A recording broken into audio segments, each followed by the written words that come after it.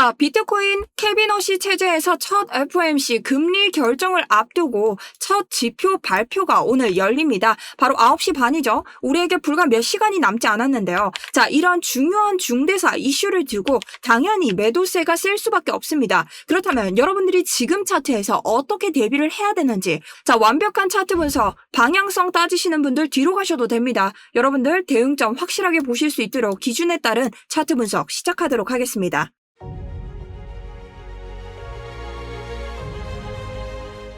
안녕하세요. 비트코인 프로파일러 정수현입니다. 자, 오늘 첫 케빈 허시의 금리 결정을 앞두고 우리 굉장히 분석을 잘 해야 되는 차트가 나오고 있는데요. 오늘 저녁 9시 반 CPI부터 여러 가지 지표 발표가 나오지만 이 금리 결정을 앞둔 이런 지표 발표들은 굉장히 중요하고 변동장이 굉장히 셀 것으로 예상을 합니다. 그래서 거기에 대한 차트 분석 바로 알려드릴 테니 좋아요 한 번씩 눌러주시고요. 여러분 저를 처음 보셨더라도 좋아요 누르시고 나서 영상 다 보고 별로면 그때 취소하셔도 됩니다. 자신 있으니 바로 시작해보도록 하겠습니다. 자, 그렇다면 제 관점에 대해서 정리를 드리면서 지금 차트 어떻게 접근해야 되시는지 한번 볼 텐데요. 우선 소형 고래들의 이 온체인 지표를 볼 수 있습니다. 자, 우리 소형 고래들이요, 이 지표를 봤을 때 손실을 보는 구간들이 나타납니다. 자, 마이너스로 전환이 됐다는 것은 소형 고래들이 손실을 보고 있다는 뜻. 하지만 이 지표를 봤을 때 소형 고래들이 어떻게 수익을 보는 구간부터 우리 비트코인이 반등을 시작하는 것을 볼 수 있다라는 겁니다. 자, 그렇기 때문에 지금 비트코인에서 소형 고래들이 다시 수익을 볼 수 있는 구간이 굉장히 중요하다. 그곳이 어딘가? 바로 전일 고가였던 64K를 볼 수 있습니다. 자, 그렇기 때문에 결론적으로 우리는 64K를 넘지 못하면 아래쪽에서 어떻게 반등에 대한 완벽한 확신보다는 변동장이 나올 확률이 높기 때문에 단기적인 매매 방식으로 대응을 해야 된다라고 말씀을 드렸고 거기에 대해서 계속해서 매매를 이어가고 있습니다. 그리고 어제자 결론적으로 우리는 해당 구간에서 어떻게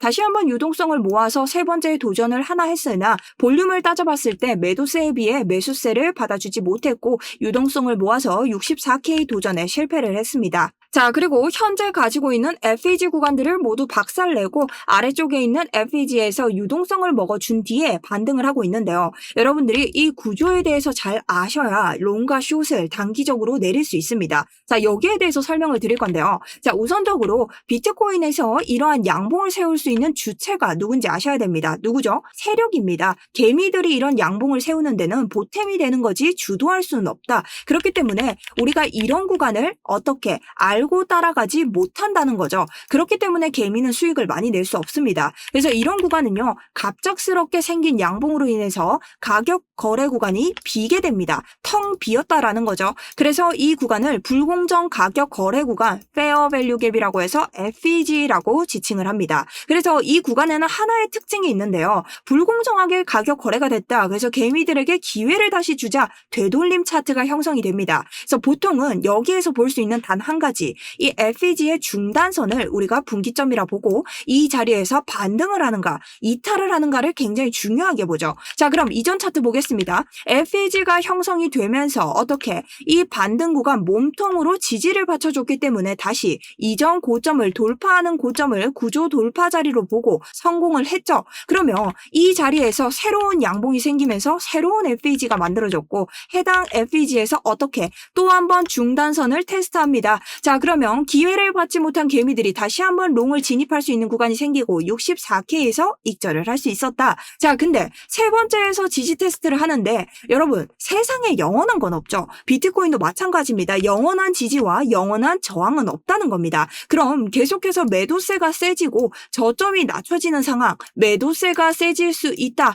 하방 리스크가 높다라고 판단을 해야 되니 우리가 볼 수 있는 기준을 챙겨야겠죠. 단기적으로 만든 상승 채널을 이탈하고 그 다음 FEG의 중단선을 이탈하면 어떻게 숏을 진입할 수 있다. 그렇기 때문에 저는 현재 숏에 진입해 있고요. 어제 구간에서 숏을 진입한 이래로 아래쪽 유동성을 먹는 자리, 이전 자리에서 들어간 개미들, 롱버튼 개미들을 모두 청산시키고 올리는 자리에서 어떻게 익절을 하면서 첫 번째 숏 수익을 챙겨냈습니다. 그리고 여기에 대해서는 여러분들께 제가 유튜브에서도 설명을 드렸지만 스터디룸에서 이런 식으로 차트 분석 자료를 함께 드리고 있고요. 롱버튼 버튼이든 숏 버튼이든 제가 들어가는 모든 자리를 설명드리고 있습니다. 자, 실제로도 어제 제가 들어간 자리에서 모두 다 포지션 공유를 드렸으니 수익 내신 분들 한 번 더 좋아요와 댓글 응원 부탁드리고요. 스터디룸은 구독자분들 모두 들어오실 수 있기 때문에 아래쪽 링크 통해서 신청 버튼 부탁드리고 구독과 좋아요는 여러분 필수입니다. 아시겠죠? 그리고 지금 사칭하는 계정들 그리고 광고쟁이들 있기 때문에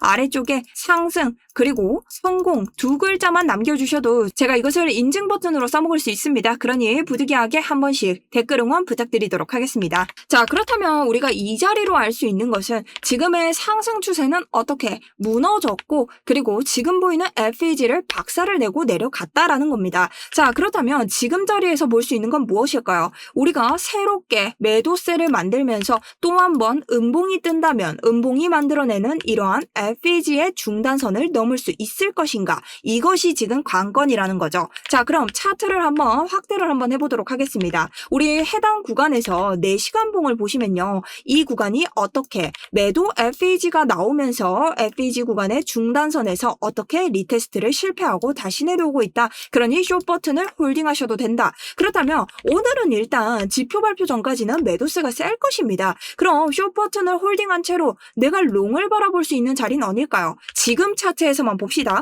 이 밑으로 캔들이 안 내려왔기 때문에 지금 차트만 보시면 어디 FEG의 중단선인 62.3K를 롱 버튼으로 눌러주고 지지를 받고 올라갈 수 있어야 된다라는 거죠. 자, 그렇기 때문에 내가 상방에서의 롱 타점을 본다면 이곳을 넘어 주셔야 되고요. 내가 하방을 본다면 지금 자리에서 이전 유동성을 땄기 때문에 아래로 내리는 FEG, 새로 생기는 음봉의 FEG가 굉장히 중요한 역할을 할 것입니다. 그래서 우리가 이 구간을 기다려야 된다. 그리고 새롭게 생기는 이 FEG 구간에서 중단선을 또 어떻게 넘어줄 수 있느냐, 하방 이탈을 한 뒤에 다시 올릴 수 있느냐가 관건이 되겠죠. 여기에 대한 조건을 오늘 실시간으로 다뤄드릴 예정입니다. 자, 그렇다면 우리가 주의할 구간과 어디까지 갈지 예측을 감히 좀 해볼 수 있을까에 대해서 여러분들께 알려드릴 건데요. 자, 지금 청산맵을 보시면 아래쪽에 가깝게는 59.8 그리고 58.6 이렇게 롱 물량 등이 잡혀 있습니다. 자, 그렇다면 우리가 이 자리를 어떻게 두 가지 가까운 곳 두 곳을 이렇게 표기를 해볼 수 있다.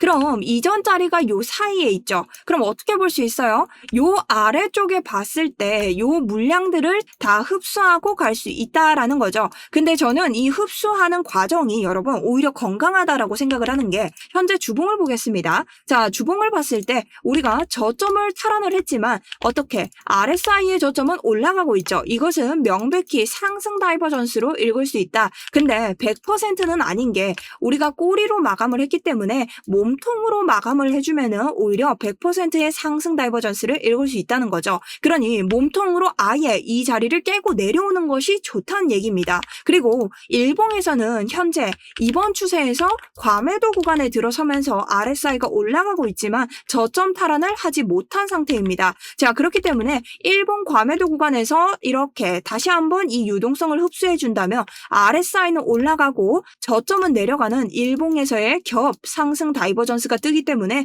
오히려 우리가 저점 탈환을 해서 롱 버튼을 보기가 더 좋은 장이 형성이 된다라는 거죠. 자, 그럼 지금 자리에서 단기적으로 숏 버튼 못 들어가신 분들 저 같으면 이 자리 유동성을 먹었다고 한들 FEG 중단선을 넘고 이 자리를 하방으로 4시간 봉 기준으로 이탈했을 때부터는 숏을 다시 한번 볼 수 있다라고 생각을 합니다. 다만 이 아래 채널의 하단선을 지금 만들어줬기 때문에 이 아래 하단에 도달했을 때는 1차적으로 익절을 하시고 이 아래로 더 떨어진다면 홀딩을 하면서 대기를 할 거고요. 그 외로 아래쪽에 청산 물량이 있기 때문에 채널의 하단부와 청산 물량까지 털어줄 수 있는지를 보면서 숏을 홀딩할 겁니다. 다만 롱을 보시는 분들은 아까 말씀드렸던 62.3 그리고 채널 상단을 뚫어주지 못한다면 아무 의미가 없습니다. 그러니 그 전까지는 롱을 볼 필요가 없다. 그리고 아래쪽에 탈환했을 때는 우리가 그 새로 생긴 FEG의 중단선을 넘을 수 있는가를 기점으로 여러분들이 롱 버튼을 보시면 됩니다. 오늘 여기에 대해서 계속해서 대비를 좀 해볼 건데요.